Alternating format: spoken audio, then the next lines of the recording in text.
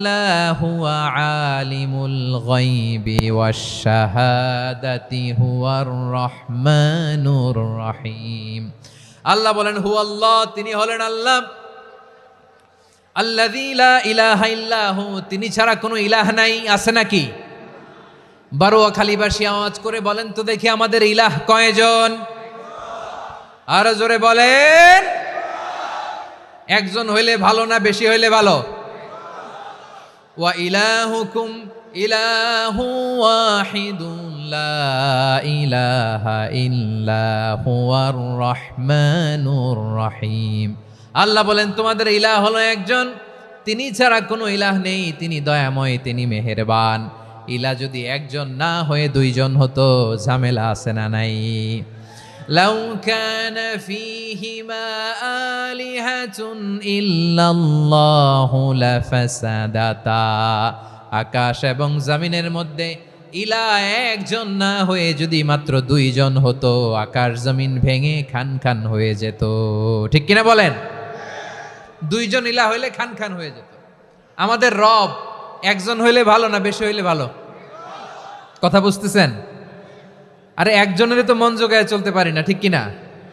হ্যাঁ, একজন, তিনি যে আদেশগুলো দিয়েছেন আমাদের দুর্বলতার কারণে আমরা তো পারি না। যদি 10 জন হইতো, ওই 10 জনের হ্যাপি করতে পারতাম, তাদেরকে স্যাটিসফাই করা যেত এত সহজে? 10 জনের 10 নিয়ম থাকতো।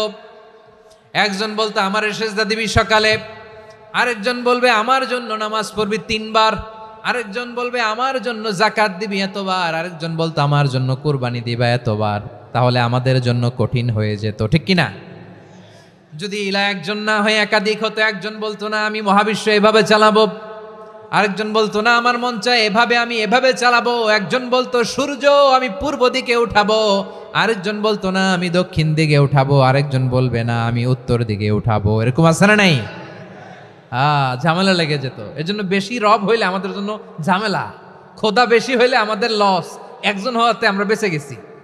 বারোয়াখালীবাসী আওয়াজ করে না, কথা বলে না। রব খোদা একজন হওয়াতে আমাদের সুবিধা হয়েছে না? এজন্য আল্লাহ বলেন লা ইলাহা ইল্লাহু, তিনি ছাড়া তোমাদের কোনো ইলাহ নাই, তিনি একজন। লা ইলাহা ইল্লাহু আলিমুল গায়বি ওয়াশ শাহাদা, তিনি প্রকাশ্যেরও মালিক অপ্রকাশ্যেরও মালিক। তিনি যেটা ওপেন এটাও জানেন, যেটা গোপন সিক্রেট ওইটাও জানেন। আলিমুল গায়বি ওয়াশ শাহাদা, তিনি গায়েবের মালিক, গায়েবের জ্ঞানী, যেটা দেখা যায় না, অদৃশ্য, জানা নাই, এটাও তিনি জানেন। এগুলো জানতে তার কোনো